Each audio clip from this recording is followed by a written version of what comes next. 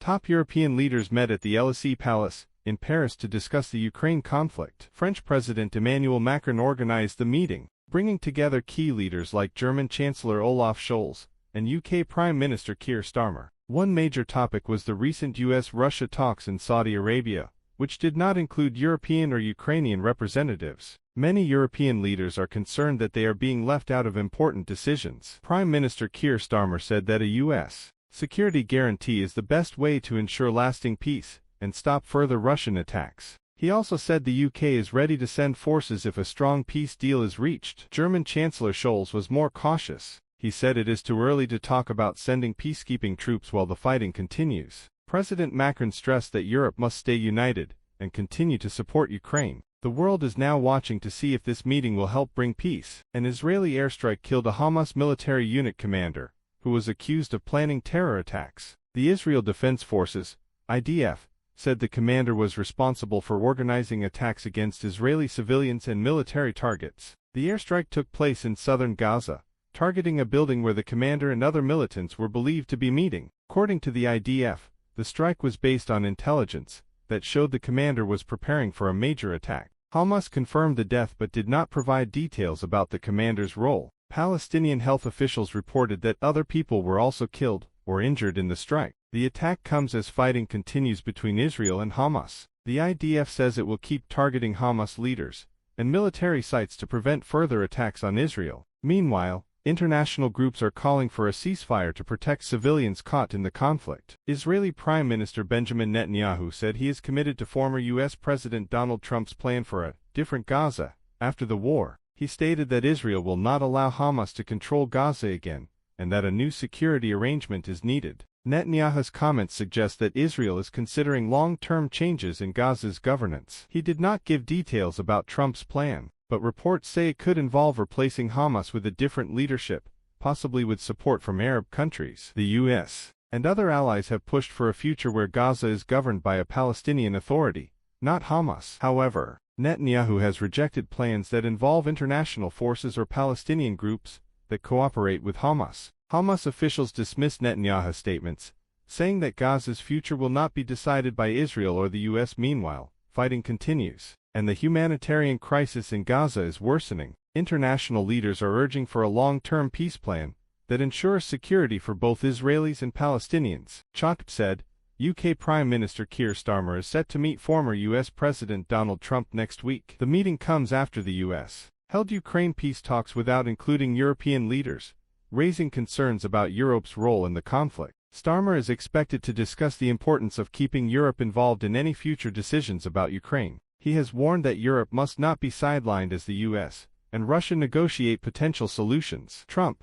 who has been critical of U.S. support for Ukraine, may share his views on how the conflict should be handled. Some reports suggest he could push for a deal that forces Ukraine to make territorial concessions. The UK has remained a strong supporter of Ukraine, providing military aid and training to Ukrainian forces. Starmer is likely to emphasize that any peace deal must include European input and must not weaken Ukraine's position. The meeting will be closely watched as Europe seeks to strengthen its influence in the ongoing conflict. South Korea has banned new downloads of DeepSeek, an artificial intelligence chatbot, over concerns about data security and privacy. The government said the chatbot was collecting and storing user data in ways that could pose risks to national security. DeepSeek, developed by a Chinese company, became popular in South Korea for its advanced AI capabilities. However, officials worried that sensitive information shared by users could be accessed or misused by foreign entities. The ban means that new users cannot download the app,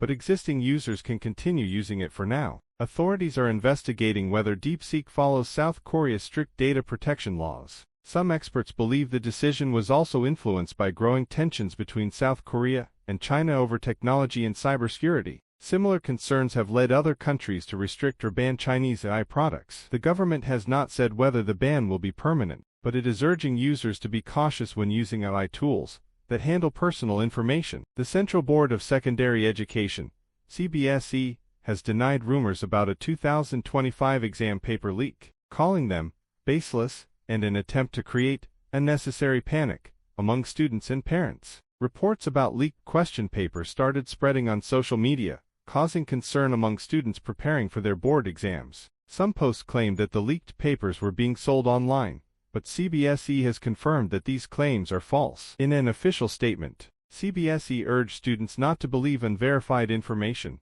and to focus on their studies. The board also warned that strict action will be taken against those spreading fake news. Authorities are monitoring social media platforms and have asked students to report any suspicious messages about exam leaks. CBSE reassured everyone that all necessary security measures are in place to prevent any malpractice in the 2025 board exams. Despite these clarifications, students remain anxious, and many are calling for clearer updates from the board. CBSE has promised to take legal action against anyone involved in spreading false information. China has criticized the United States for removing a key phrase about not supporting Taiwan independence from its recent statements. The Chinese government called this a serious regression and accused the U.S. of changing its stance on Taiwan. For years, the U.S. has followed the One China policy, which recognizes Beijing as the only official government of China, while maintaining unofficial ties with Taiwan. However, recent U.S. statements have avoided directly saying that Washington does not support Taiwan's independence. China's foreign ministry warned that any shift in U.S. policy could harm relations between the two countries and increase tensions in the Taiwan Strait.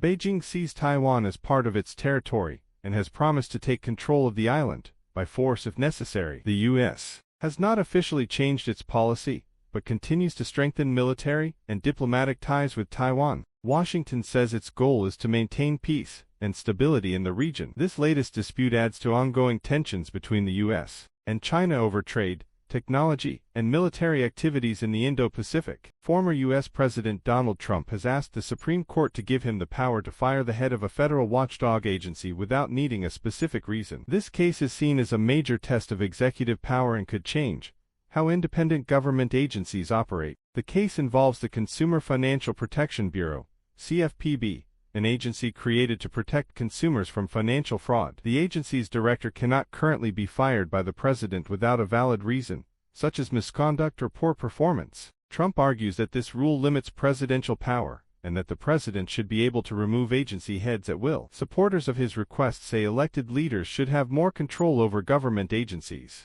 However, critics argue that allowing the president to fire independent watchdog officials for any reason could weaken their ability to regulate industries and hold companies accountable. They warn that it could make agencies more political and less effective. The Supreme Court's decision could have a big impact on how much power future presidents have over independent agencies. Legal experts are watching closely, as the ruling could set a major precedent for the U.S. government. Actress Tanya Maniktala has shared her excitement about revisiting a classic romance in her latest project, where she performs the song Palki Meen from the iconic Bollywood movie Kal Nayak. The song, originally sung by Lata Mangeshkar, is a romantic ballad that has stayed popular over the years. In this new version, Tanya collaborates with actor Ishwak Singh, and together, they bring a fresh twist to this old-time favorite. Tanya explained that working on this project allowed her to connect deeply with the timeless charm of the original song while adding a modern touch. She described the experience as special, as the song brings out a sense of nostalgia for the golden era of Bollywood music and romance. Tanya also praised Ishwak's chemistry, calling it natural and effortless, which added depth to their performance. Fans of the original song are eagerly awaiting this new rendition, and many are excited to see how Tanya and Ishwak bring their own interpretation to the classic love story. Former cricketer has heavily criticized Pakistan's squad for the upcoming Champions Trophy, saying the team selection could have been much better. With just 2 days remaining before the opening match, the former player voiced concerns about some players being included, calling their selection questionable. He specifically pointed out that certain players, who had been inconsistent in recent performances, should not have made the final squad. The ex-player also mentioned that Pakistan's overall team balance was off, and that they lacked the right mix of experience and youth needed to compete at the highest level. Many fans and experts have echoed similar concerns about Pakistan's readiness for the tournament. Some believe that the squad lacks depth in key areas like batting and bowling, which could affect their performance in the highly competitive Champions Trophy. Despite the criticism, Pakistan's team management remains confident in their choices, with hopes of proving their critics wrong. The upcoming matches will determine if the squad selection is up to the challenge, and if they can live up to the expectations of their passionate fanbase.